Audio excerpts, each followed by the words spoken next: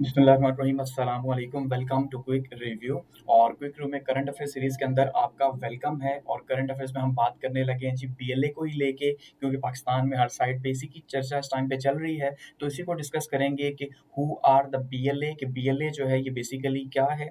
ठीक है, यानी बलूचिस्तान लिबरेशन आर्मी। इसको हम डिस्कस करेंगे, उसके स्ट्रक्चर को थोड़ा सा डिस्कस करेंगे, इसकी फंडिंग को डिस्कस करेंगे, और साथ में ये देखेंगे कि पाकिस्तान के लिए अभी कितना बड़ा थ्रेट है और आने वाले टाइम में ये मजीद कितना बड़ा थ्रेट जो है वो पाकिस्तान के लिए बनने जा रही है। ठीक है, तो यहाँ पे ये दो पिक्चर्स तो बीएलए की हैं, ये भी ठीक है, आप अगर देख लें इस पिक्चर के अंदर भी।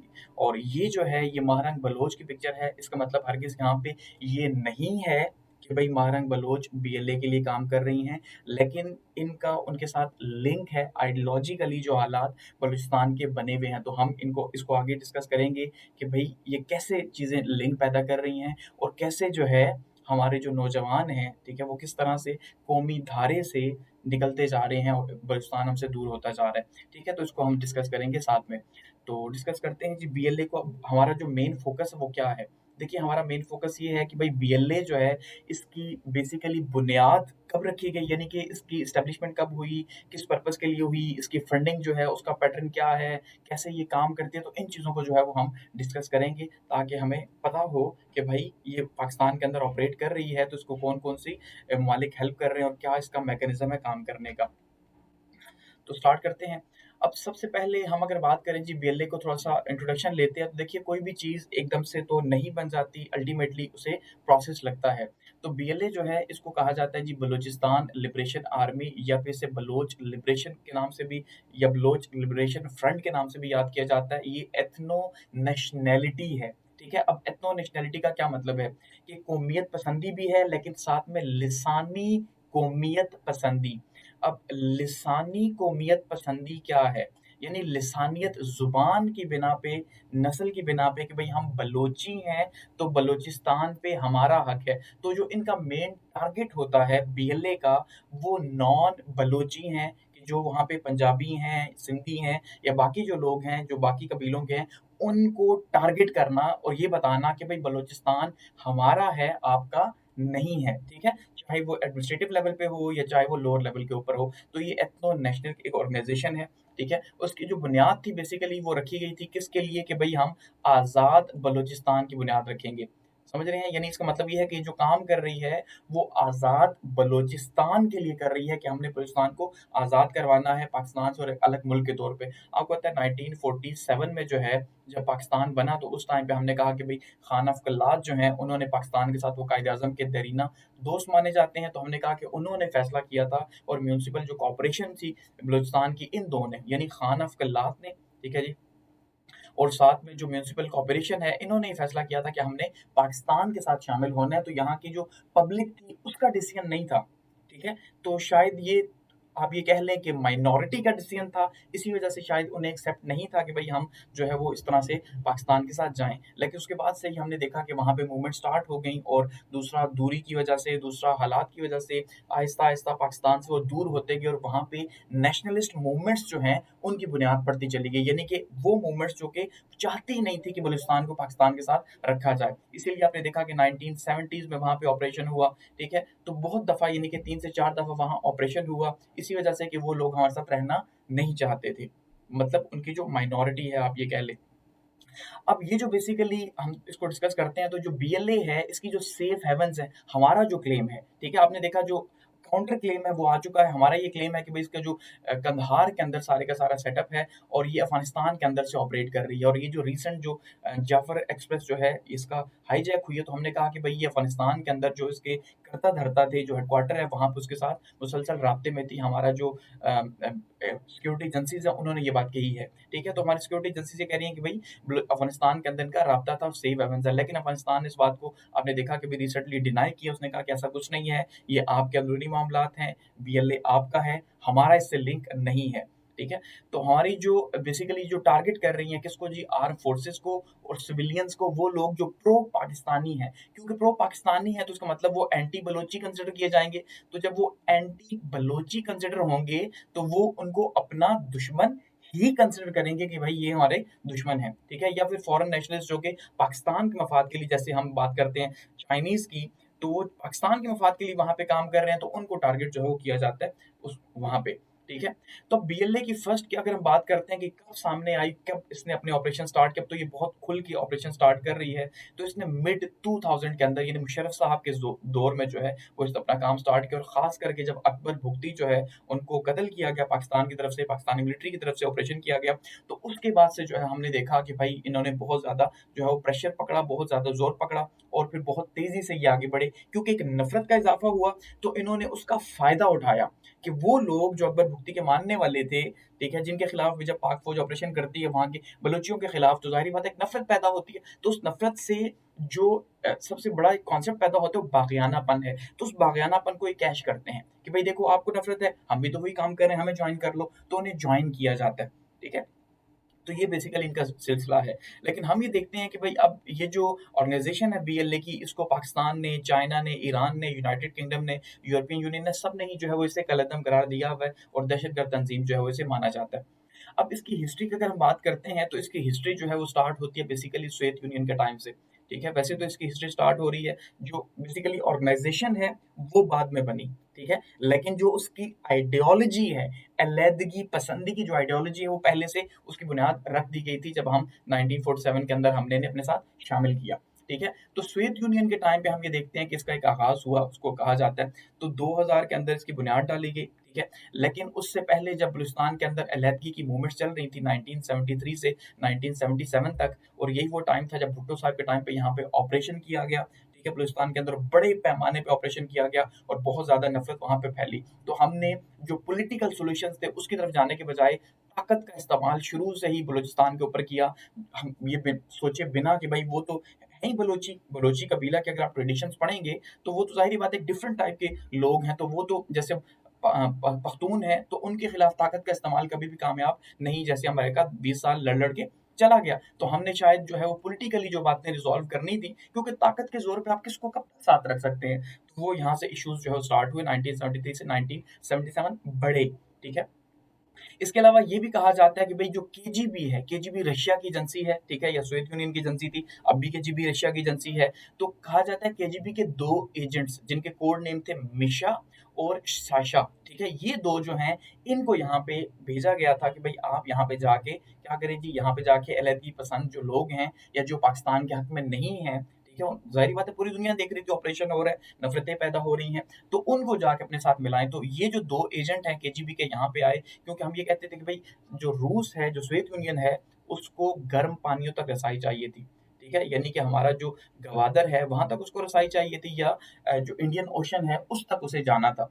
तो इंडियन ओशन तक पहुँचने के लिए बलूचिस्तान को वो हमसे जुदा करना चाहता था, अलग करना चाहता था। उसे पता था सोवियत यूनियन को कि भाई इसके ऊपर कंट्रोल लूज़ है, तो वो सेंट्रल एशिया से आया, अफ़गानिस्तान, फिर अफ़गानिस्तान से उसने आगे बढ़ना था, गवादर तक जाना था, ठीक है? तो इसलिए यहाँ पे इन्होंने आके, इनको कहा जाता है ये मेन आर्किटेक्ट हैं, और इन्होंने जो बलोच स्टूडेंट ऑर्गेनाइजेशन है बीएसओ, इसमें आके जो अलहदगी पसंद या बाग़ियाना थॉट्स के जो लोग थे, उनको यहाँ पे फंडिंग की, ठीक है? और फंडिंग के नतीजे के तौर पे आहिस्ता-आहिस्ता यहाँ पे जो है एक पूरा मूवमेंट का सिलसिला शुरू हुआ। लेकिन ये सिलसिला खत्म हो गया जब 1991 के अंदर जो है वो सोवियत यूनियन टूट गया। लेकिन जो बुनियाद रख के चला गया था, वो बुनियाद मौजूद रही, और वही बुनियाद फिर बाद में 2000 में इन्होंने बीएलए की शक्ल में एक प्रॉपर पूरी ऑर्गेनाइजेशन बनाई, ठीक है? तो यानी कि बुनियाद सोवियत यूनियन के टाइम पे पड़ी, और अब यहीं पे इसको ज़रा समझने के लिए आपको मज़ीद कि ये हवा की बातें नहीं हैं, ठीक है? पाकिस्तान को, एजेंसीज़ को, इदारों को पता था कि ये मामलात हो रहे हैं, कि इसी दौरान जब बलूचिस्तान के अंदर ऑपरेशन चल रहा था 1973 में जिसका आगाज़ हुआ, ठीक है? तो 10 फरवरी 1973 को पाकिस्तान की पुलिस और पैरामिलिट्री जो है, इसने जो इराक की एम्बेसी थी पाकिस्तान के अंदर, ठीक है? वहाँ पे एक रेड किया, बगैर बताए। जी हाँ, एम्बेसी के अंदर, क्योंकि इनके पास यहाँ पे इंटेलिजेंस की ऐसी जो है वो इन्फॉर्मेशन मौजूद थी कि जो इराक है बेसिकली वो क्या कर रहा है जी, वो फंडिंग कर रहा है जो बलूचिस्तान के अंदर अलहदगी पसंद हैं, या जो फ़ौज के खिलाफ लड़ रहे हैं, उनकी फंडिंग कर रहा है। अब इराक क्यों कर रहा था? क्योंकि आपको याद होगा कि 1964 और 5 के अंदर सीटो और सेंटो बना था, जिसको एक को बगदाद पैक्ट कहा जाता था, सेंटो को, ठीक है? तो जिससे बाद में इराक जो है वो अलग हो गया था, और इराक, आप ये कह सकते हैं कि इराक एक तरह से नज़रियाती तौर पे शायद वो सोवियत यूनियन को सपोर्ट करना शुरू हो गया था, अथॉरिटेरियन रिजीम को। तो इसलिए वो यहाँ पे प्रो सोवियत यूनियन आप कह लें, और एंटी पाकिस्तान के तौर पे, प्रॉक्सी के तौर पे काम कर रहा था, और उसके जो एम्बेसी है इस्लामाबाद से, वहाँ से स्मॉल आर्म्स और एमुनिशन और ग्रेनेड्स वगैरह जो मिले हैं। ये जो पिक्चर आपको सामने नज़र आ रही है, ये वही है कि जिसमें इराक की एम्बेसी के अंदर चीज़ें मिली, जिसके नतीजे के तौर पे फिर जो है वो सपोर्ट कर रहे थे। तो हमने फिर काफ़ी नफ़रत का और गुस्से का इज़हार किया, और जो एक्सपेल कर दिया यहाँ के एम्बेसडर थे इराक के, उनको एक्सपेल भी कर दिया। तो बेसिकली यानी वही सिलसिला चला आ रहा है, सिर्फ नाम चेंज हो ना, पीछे आइडियोलॉजी, सोच, वही फंडिंग की एक प्रॉक्सी वॉर चली आ रही थी, जिसमें कभी भी बलूचिस्तान के लोग इतने पावरफुल नहीं थे, याद रखिएगा। नफरत जरूर थी, लेकिन उस नफरत को हवा किसने दी? हमारे ही अपने दोस्तों ने, अपने नेबरिंग कंट्रीज ने एक पूरी हवा दी। इसमें जुल्फिकार अली भुट्टो साहब का बताया जाता है कि भाई उन्होंने रिचर्ड निक्सन साहब को बताया कि इंडिया और अफगानिस्तान जो है वो इन्वॉल्व है बेसिकली ये जो हमारी बलूचिस्तान की कॉन्स्पिरेसी है उसके अंदर। ठीक है, निक्सन साहब को उन्होंने लेटर के अंदर बता दिया था कि भाई बेसिकली यहाँ पे इन्वॉल्वमेंट मौजूद है, कि आप देख रहे हैं। जाहिर बात है, हम उस टाइम पे अमेरिका के एलाई थे। उसके बाद हम ये देखते हैं जी कि 2000 के अंदर तो इसकी बुनियाद हो गई, फिर 2004 के अंदर बीएलए जो है इसने वायलेंट स्ट्रगल स्टार्ट कर दी। यानी जैसे-जैसे वक़्त गुज़रा या अकबर मुफ्ती के मामलात हुए, तो फिर ज़्यादा नफ़रत बढ़ती गई, और इनकी जो रिक्रूटमेंट है बलूचिस्तान के अंदर वो भी बढ़ती गई। ठीक है, ट्रेनिंग कैंप्स अफ़गानिस्तान के अंदर उस टाइम पे मौजूद रहे, और अफ़गानिस्तान के अंदर से भी ऑपरेट करते रहे। इसके साथ-साथ ईरान में इनका बहुत स्टेक है, ठीक है, बड़ी पावर है। तो ये 3 मालिक जो है वो, यानी कि एक बलूचिस्तान के अंदर यहाँ पे ऑपरेट कर रहे हैं, साथ में इनका जो स्ट्रक्चर है अफ़गानिस्तान के अंदर भी है और ईरान के अंदर भी मौजूद है। तो इन्होंने वायलेंट स्ट्रगल 2004 से स्टार्ट कर दी, और इन्होंने सेपरेशन ऑफ बलूचिस्तान की बात की कि भाई हमें पाकिस्तान जो है वो कबूल नहीं है। तो नॉन बलोचिस माइनॉरिटी जो थी, जैसे मैंने कहा कि पंजाबियों को खास करके टारगेट किया जाता है, कि जो बस जा रही होती है, जो गाड़ी जा रही होती है, जो ट्रेन जा रही होती है, उससे जो पंजाबी हैं उनको निकाल के, उनके आईडी कार्ड देख के उन्हें जो है वहाँ पे कत्ल किया जाता है। ठीक है, ये नफरत है ना, ये इसे एथनिसिटी कहते हैं, कि किस तरह से ये जो लिसानी तासुब है या लिसानी नफरत है, जो हम कहते हैं भाई पाकिस्तान तो इनसे जुदा है, हम आइडियोलॉजी की बुनियाद पे बने थे, कलमा आइडियोलॉजी थी, तो वो हम देख रहे हैं कैसे हुआ। ठीक है, तो उसके बाद से हमने देखा कि 2006 से मजीद जो है अकबर मुफ्ती साहब के टाइम से मजीद नफरतें पैदा हुई, और मजीद इनकी पावर इंक्रीज होना स्टार्ट हो गई।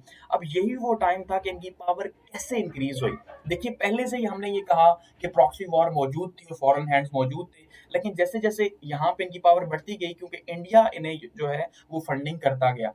ठीक है, जैसे कुलभूषण जाधव का हमारे पास एग्जांपल मौजूद है। ठीक है, पूरा एक सेल बनाया हुआ था जिसने वहाँ पे काम करना था, किस तरह से डिस्टेबलाइज करना था। तो ये सिलसिला यहाँ पे जो है वो जारी रहा। वो कि हमने इनको जो है वो एक टेररिस्ट ग्रुप का नाम दे दिया। इसके अलावा जो हमारे जो हैदराबाद मरी साहब हैं, ये जो आपको सामने नज़र आ रहे हैं, ये बलूचियों के लीडर हैं, और ये बहुत बड़ी फंडिंग करते हैं यूके से बैठ के। तो यूके ने बीएलए को तो ये कहा हुआ है कि वो टेररिस्ट ऑर्गेनाइजेशन है, लेकिन वो एक्चुअली में हमारे जो दुश्मन हैं, बलूचिस्तान के जो हामी हैं, आज़ाद बलूचिस्तान के, उनको वहाँ पे उसने बिठाया हुआ है। ठीक है, तो ये वहाँ से जो है फंडिंग वगैरह करते हैं। यूनाइटेड स्टेट्स ने भी इनको कहा हुआ है भाई कि टेररिस्ट ऑर्गेनाइजेशन है। ठीक है, फिर 2009 के अंदर जो हमने देखा बलोच एक्टिविस्ट जो है, इनके ऊपर मजीद इल्जामात लगा। बरमदाद खान भुगती जो है, ये जो सामने आपको नजर आ रहे हैं, कि भाई ये अलहदगी पसंदों के लीडर हैं। ठीक है, और इनके जो है वो राब्ते हैं बेसिकली, और ये खास करके टारगेट कर रहे हैं पंजाबी रेजिडेंट्स को, कि वो लोग जो पंजाब से हैं उनको टारगेट किया जाता है कि भाई आप लोग हमारा हिस्सा खा गए, हम आप पंजाबी ब्यूरोक्रेसी, पंजाबी जर्नेल जो हैं वो हमारे ऊपर रूल करते हैं। तो इसलिए इस नफरत के अंदर इनका नाम भी काफ़ी सामने आया, और 500 करीब लोगों को इन्होंने मारा। ठीक है, इतनी कि लिसानियत के नाम के ऊपर इन्होंने कत्लेआम किया। फिर 2010 में हमने देखा कि बीएलए ने अपनी स्ट्रेटेजी को चेंज किया, स्कूल्स को, स्कूल टीचर्स को और स्टूडेंट्स को जो है इन्होंने टारगेट करना स्टार्ट कर दिया। फिर 2019 के अंदर आपने देखा कि भाई चाइनीज़ को जो है वो अटैक किया गया, तो फॉरेन्स को भी अटैक किया गया, क्योंकि जब सी पैक यहाँ पे स्टार्ट हुआ तो उसका सबसे बड़ा इशू जो है वो इंडिया को हुआ। तो इंडिया ने मजीद अपनी फंडिंग को यहाँ पे बढ़ाया। ठीक है, अफगानिस्तान या बाकी जो नेबरिंग खास करके ईरान कंट्रीज है, क्योंकि देखिए गवादर पोर्ट जो है ये बहुत इंपॉर्टेंट है, और गवादर का सबसे बड़ा प्रॉब्लम जो है वो दो ममालिक को है। एक है इंडिया को, जो ऑलरेडी चाबार अब ऑपरेशनल तो हो चुकी है। ठीक है, क्योंकि ये इंडिया और ईरान का एक जॉइंट वेंचर है चाबार का। ठीक है, तो ये बेसिकली अगर गवादर चलेगी तो चाबार के ऊपर असर पड़ेगा, क्योंकि चाबार भी सेंट्रल एशिया को लिंक करती है। ठीक है, और गवादर भी जो है वो सेंट्रल एशिया को लिंक करती है। तो यहाँ पे अब ये प्रॉक्सी वॉर्स हैं नेशनल इंटरेस्ट की, हम इसे कह सकते हैं। ठीक है, आईआर के अंदर, कि ये नेशनल इंटरेस्ट की वॉर्स हैं जो पाकिस्तान में या बलूचिस्तान में जो है वो लड़ी जा रही हैं। तो उसके बाद फिर हमने देखा 2019 में से यूरोपीय यूनियन ने जो है वो टेररिस्ट ग्रुप जो है वो डिक्लेयर कर दिया। फिर 2022 में हमने पहली बार देखा कि एक फीमेल सुसाइड बॉम्बर बीएलए के अंदर से निकली, जिसने कराची यूनिवर्सिटी के अंदर जो है वो चाइनीज को अटैक किया। तो जिससे ये अंदाजा हो रहा था कि जो फीमेल हैं वो भी किस तरह से एक्टिव हैं, और वो समझती हैं कि पाकिस्तान उनके साथ ज्यादती कर रहा है या बलूचिस्तान को उसके हकूक नहीं दे रहा, और वो जबरदस्ती हमने उन्हें जोड़ के रखा हुआ है। यानी ये सिलसिला आगे बढ़ता ही चला गया। अब हम ये कहते हैं कि भाई ये इतने पावरफुल कैसे हुए? देखिए, कोई भी ऑर्गेनाइजेशन है, एक आर्मी है ना। अब वो कह रहे हैं हम बलूचिस्तान की एक आर्मी है, यानी बलोच लिबरेशन आर्मी, कि हम बलूचिस्तान को आजाद करवाना चाहते हैं। अब एक आर्मी का याद रखिएगा एक स्ट्रक्चर होता है, एक टेक्निकल स्ट्रक्चर है। अब पाकिस्तान की जो आर्मी है आप देखिए, उसका एक कमांड एंड कंट्रोल सेंटर है, उसकी एक फंडिंग है, उसकी रिक्रूटमेंट है, एक पूरा सिस्टम है ना, तभी तो चल रही है आर्मी। तो अब यहाँ पे बीएलए खुद को आर्मी कह रही है, तो इसका भी तो पूरा कमांड एंड कंट्रोल सेंटर है, फंडिंग है, एक पूरा मैकेनिज्म है। तो ये मैकेनिज्म कैसे चल सकता है?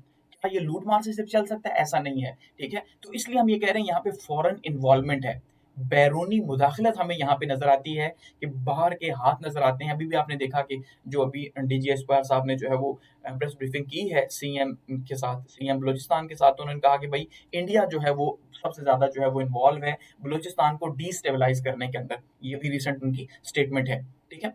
तो अब देखिए, इंडिया जो है, हम ये कहते हैं द हिंदू ऑलरेडी इसको कोट कर चुका है, द हिंदू इंडिया का अखबार है, हमारा नहीं है। वो ये कह रहा है कि भाई जो बीएलए के कमांडर्स हैं बेसिकली वो मेडिकल ट्रीटमेंट के लिए इंडियन हॉस्पिटल्स में जाते रहते हैं अपने नाम बदल के। जैसे उन्होंने एग्जांपल दी कि खुशदार का एक कमांडर था जिसने दिल्ली के अंदर जो है वो 6 महीने गुजारे हैं, ठीक है, और वो हॉस्पिटल में वहां पे अपनी किडनी की ट्रीटमेंट के लिए रहा। अब ये कैसे मुमकिन है कि हमारा एक दहशतगर्द वहां पे नाम बदल के आराम से अपना इलाज करवा ले? मतलब तो सपोर्ट तो है तभी हुआ ना। इसी तरह से असलम बलोच जो अब तो खत्म हो चुका, ठीक है, तो असलम बलोच जो है वो अपने ट्रीटमेंट के लिए न्यू दिल्ली हॉस्पिटल में गया। तो ये चीजें हम बता रही हैं कि भाई ये जाहिर बात है इंडिया इन्वॉल्व है, ठीक है। तो प्रॉक्सी जो है, इंडियन प्रॉक्सी जो है वो यहाँ पे मौजूद है, और सबसे बड़ा जो फैक्टर है वो है ही इंडियन फैक्टर, और वो खुल के कहता है। आपने देखा कि जब मोदी की सेकंड, अब तो थर्ड टर्म है ना, जब सेकंड टर्म मोदी की आई थी तो इंडिया ने क्या किया? इंडिया ने बलूचिस्तान को अलग करने के लिए पाकिस्तान से, यहाँ पे डिस्टेबलाइज करने के लिए एक पूरी रिपोर्ट आई थी कि बाकायदा अपने बजट के अंदर हिस्सा रखा है। अब आप जरा देखें वो कितना ज्यादा इसको प्रायोरिटाइज कर रहे हैं, कि उन्होंने बजट के अंदर हिस्सा रख दिया कि भाई ये जो बजट है इसके अंदर इतने बिलियन डॉलर्स या ये पैसे जो हैं हमने सिर्फ बलूचिस्तान के अलहदगी पसंदों पे लगाने हैं, उनको सपोर्ट करने पे लगाने हैं, पूरी दुनिया में उनके नैरेटिव के लिए लगाने हैं, ठीक है, उनके स्ट्रक्चर के लिए, उनके वेपन्स के लिए लगाने हैं, कि वो आर्मी का मुकाबला कर रहे हैं, हमारी जो पावरफुल आर्मी है 6 लाख की, उसका मुकाबला कर रहे हैं। तो किस लेवल पे उनके पास हथियार होंगे, फिर आप अंदाजा करें या पैसा होगा। तो इसकी सबसे बड़ी एग्जांपल जो है आप देखें कलभूषण है। कलभूषण को हमने पकड़ा, ईरान से वो ऑपरेट कर रहा था सारा सिलसिला, तो हमने कहा ईरान भी इन्वॉल्व है इसके अंदर, ठीक है, कि ईरान और इंडिया दोनों ही इन्वॉल्व हैं बलूचिस्तान की प्रॉक्सी के अंदर, याद रखिएगा। और अफगानिस्तान के हालात इन्हें सपोर्ट कर रहे हैं, और जब से 2021 से हमने देखा कि टीटीपी की गवर्नमेंट आई है, तो जाहिर बात है इनको ज्यादा सपोर्ट मिल गई है, एक आइडियोलॉजिकल सपोर्ट मिल गई है। अच्छा, अफगानिस्तान दूसरा हम ये कहते हैं कि अफगानिस्तान जो है वहाँ पे भी वो भी सपोर्ट कर रहा है, कोवर्ट सपोर्ट है अफगानिस्तान की भी, छुपी यानी सपोर्ट मौजूद है। जैसे असलम बलोच जो है ये अच्छू के नाम से ये अफगानिस्तान के अंदर रहता रहा, और अफगानिस्तान की अथॉरिटीज ने इसकी हेल्प की कंधार के अंदर रहने के लिए। ये बिल्कुल वही इल्जाम है उसी टाइप के जैसे हमारे आईएसआई के ऊपर इल्जाम लगते रहे कि भाई हमने उसामा बिन लादेन को यहाँ पे रखे रखा, ठीक है, जैसे अमेरिका का टेररिस्ट था, या अफगानिस्तान के जो लोग उन्हें चाहिए थे बंदूक वो हमने रखे, ठीक है। तो उसको इसी तरह से इन्होंने रखा। तो अफगानिस्तान दूसरा है। तीसरा हम चाइना कहते हैं, ये चाइना को टारगेट करते हैं, ठीक है। क्यों? कि अगर सी पैक यहाँ पे कामयाब होता है तो जाहिर बात है वो पाकिस्तान के धारे में आ जाएगा बलूचिस्तान। तो बलूचिस्तान पाकिस्तान के धारे में ना आए उसके लिए वहां पे डिस्पैरिटी का होना, बुरे हालात का होना जरूरी है। इसलिए जो है फिर यहाँ पे ये प्रॉक्सी चलती है ईरान की और इंडिया की, जिसके वजह के तौर पे सी पैक को नुकसान पहुंचाते हैं। तो जो फंडिंग रखी गई थी मोदी साहब के सेकंड टेन्योर के दौरान, उसका प्राइमरी पर्पस भी यही था कि सी पैक को यहाँ पे कामयाब नहीं होने देना। समझ रहे हैं ना? यानी कि जाहिर बात है दुश्मन की ग्रोथ तो आपने नहीं देखनी, और दूसरा उन्हें वैसे भी सी पैक पे इशू है कि भाई ये कश्मीर से क्यों जा रहा है, कश्मीर तो हमारा है, ठीक है, वो ये कहते हैं। तो इस वजह से जो है हमने देखा कि इसकी जो है वो हमें नजर आती है, तो चाइना को खास करके टारगेट करते हैं। अब यहाँ पे माहरन बरोच को आप मैं समझाऊंगा कि क्या सिलसिला है। How does the BLA recruit fighters? सबसे इंपॉर्टेंट क्वेश्चन जो मैं आपको कहता हूँ ना, कि ऑर्गेनाइजेशन को एक स्ट्रक्चर चाहिए होता है जिसमें सबसे इंपॉर्टेंट चीज जो है वो एचआर है, यानी उनकी हायरिंग का प्रोसेस है। अगर हायरिंग ही नहीं होगी, फंडिंग नहीं होगी, तो हायरिंग नहीं होगी, एजेंसी नहीं चल सकती, मामलात नहीं चल सकते। तो देखिए अब पहले इनके लिए चैलेंज था, पहले जैसे अब हम ये कहते हैं कि केजीबी जो है उसने यहाँ के स्टूडेंट को उभारा, क्योंकि जाहिर बात है बागियानापन उन्हीं के अंदर होता है। आज वो बूढ़े हो चुके हैं गो के और बाहर बैठ के सपोर्ट कर रहे हैं। आज उनकी एज बड़ी हो चुकी है ना, तब वो स्टूडेंट थे, अलहदगी पसंद थे, तो आज वो सारे मैच्योर हो चुके हैं। तो तब भी यंगस्टर्स को हायर किया जाता था। अब दूसरा तरीका इनका ये है कि ये बेसिकली क्या करते हैं, जो नौजवान लोग हैं उनको जो है वो अपने ग्रुप के अंदर लेके आते हैं, वो नौजवान लोग जो बेरोजगार हैं। ठीक है जी। अब बेरोजगार हैं तो जाहिर बात है कि उनको रोजगार देते हैं। इनके पास बीएलए के पास इंजीनियर्स मौजूद हैं, सॉफ्टवेयर इंजीनियर्स मौजूद हैं, हैकर्स मौजूद हैं। तो वो तमाम लोग जो एक ऑर्गेनाइजेशन के पास मौजूद होते हैं, इनके पास मौजूद हैं, इन्होंने उन्हें सैलरीज पे रखा हुआ है। जब हम उन्हें जॉब नहीं दे सकते, हम उन्हें क्रिएट लगा नहीं सकते, तो जाहिर बात है उन्होंने उसी साइड पे जाना है। और दूसरा ये नफरत जो है, किलिंग है, इससे नफरत पैदा होती है, जो ऑपरेशंस हैं इससे नफरत पैदा होती है। तो जितनी भी नफरत है उसको बीएलए कैच करवाता है, और बीएलए कैच करवा के उसको क्या करता है जी, अपनी रिक्रूटमेंट को बढ़ाता है। और रिसेंट ईयर्स में हम ये देख रहे हैं कि भाई जवान लोगों के अंदर बहुत ज्यादा रिपोर्ट बता रही है कि नफरतें पैदा हुई हैं। और खास करके जो महारंग बलोच जैसे लोग हैं जो कि पहले प्रो स्टेट थे, ठीक है, हमने इनको एंटी स्टेट किया और उसके बाद अब जो है ये वहां के हीरो हैं। आप देखेंगे बलोची गाड़ियों के ऊपर आपको महारंग का स्टिकर नजर आ रहा होगा, क्योंकि ये रेजिस्टेंस की अलामत है। जैसे चेगोविरा की कैप है ना, एक रेजिस्टेंस की अलामत, तो इसी तरह से ये महारंग बलोच अब एक रेजिस्टेंस की अलामत बन गई। हालांकि बलोची कल्चर में औरतों को, खवातीन को यूं सामने नहीं लाया जाता, याद रखिएगा, बलोची कल्चर एक डिफरेंट टाइप का कल्चर है। तो इसका मतलब वो अगर एक औरत को भी सपोर्ट कर रहे हैं उसकी बहादुरी के ऊपर कि भाई ये औरत होके कर रही है, तो ये मर्दों के लिए जाहिर बात है ज्यादा एक उभारने की बात है। तो अब इनको देखा देखी कि यार ये भी इस्लामाबाद गई, लॉन्ग मार्च किया, सब कुछ हुआ, तो नोबेल प्राइज के लिए भी आपको पता है इनको जो है नॉमिनेट कर दिया यूयू ने, यूरोपीय यूनियन ने। तो पाकिस्तान के लिए ज्यादा मुश्किल हो जाएगी कि ये अब सेलिब्रिटी हैं, इनको पाकिस्तान कुछ कह भी नहीं सकता। तो मारंग बलोच जैसे जो नौजवान हैं जिनको फिर हम जब नहीं पूछेंगे, स्टेट जब उनको नहीं पूछेगी, उनके साथ बातचीत नहीं करेगी, सिर्फ ताकत का इस्तेमाल करेगी, तो जाहिर ही बात है फिर उसके नतीजे के तौर पे वहां पे ज्यादा नफरतें फैलेंगी और ज्यादा नौजवान लोग इनको आइडियलाइज करके इनकी भर्ती बढ़ेगी। यानी इसका मतलब ये है कि आने वाले वक्त के अंदर मारंग बलोच का किरदार सिर्फ इतना है कि ये ज्यादा बड़ी रोल मॉडल बन रही है उनके रेजिस्टेंस मूवमेंट की, तो उनकी रिक्रूटमेंट बड़े पैमाने पे होगी, जिसको कंट्रोल करना मजीद मुश्किल हो जाएगा पाकिस्तान के लिए। कहने का मतलब ये है, ठीक है। How does the BLA fund its operation, ये पैसे कहां से लाती है भाई, ये जो पैसे हैं, तो सीधी सी बात है, हम ये कहते हैं, हमारे इदारे ये कहते हैं कि भाई इंडिया जो है वो फंडिंग कर रहा है सबसे ज्यादा, और हकीकत में फंडिंग कर भी रहा है। कलभूषण की एग्जाम्पल है हमारे पास, ठीक है, हमको कुछ तो फायदा नहीं उठा सके। इसके अलावा हम ये कहते हैं कि भाई इनके जो बाकी एसेट्स वगैरह हैं वो तो हमें आइडिया नहीं है, लेकिन एक्सटॉर्शन मनी से, ड्रग ट्रैफिकिंग से, आपको स्मगलिंग सबसे ज्यादा वहां पे अफगानिस्तान के अंदर होती है, तो स्मगलिंग वगैरह से जो है कोयले की कानों से ही फायदा उठाते हैं, और साथ में इंडिया की फंडिंग वगैरह भी मौजूद है, तो वहां से ही फायदा उठा रहे हैं। ठीक है, तो गो कि हम ये इंडिया को ब्लेम करते हैं, लेकिन जाहिर बात है ये कहा जाता है कि भाई कुछ सॉलिड प्रूफ नहीं है, तो कुलभूषण का प्रूफ था जिसको हम कैश नहीं करवा सके। How does the BLA build its narrative, कि ये अपना नैरेटिव कैसे बिल्ड करती है, इसको नैरेटिव देखिए बिल्ड करने की जरूरत ही नहीं है। सीधी सी बात है, जो हालात पाकिस्तान के चल रहे हैं, ये कहते हैं आजाद बलोचिस्तान। तो जो हालात पाकिस्तान के चल रहे हैं, पाकिस्तान के अपने हालात बुरे हैं, तो बलोचियों को क्या देगा। तो हम ये कहते हैं कि हमने 75 साल से उनको पीछे रखा, उनको जॉब्स नहीं दी, वही गिले शिकवे जो कि हम ये कहते हैं कि भाई हमें कभी ईस्ट पाकिस्तान में, मशरकी पाकिस्तान में हमें नजर आते थे कि मशरकी पाकिस्तान भी यही गिले करता था कि उनका पैसा हम खा गए, उनकी पटसन का पैसा हम खा गए। तो ये कहते हैं हमारे मिनरल रिसोर्सेज जो हैं, ठीक है, उन मिनरल रिसोर्सेज का पैसा पाकिस्तान खा रहा है, हमें नहीं दे रहा। हमारी सुई गैस पाकिस्तान इस्तेमाल कर रहा है, हमें नहीं दे रहा। समझिए ना, तो इसका मतलब यह है कि ये सबसे गरीब सूबा है, जबकि इनके रिसोर्सेज को इस्तेमाल करके ये कह रहे हैं कि भाई हम अमीर हो गए।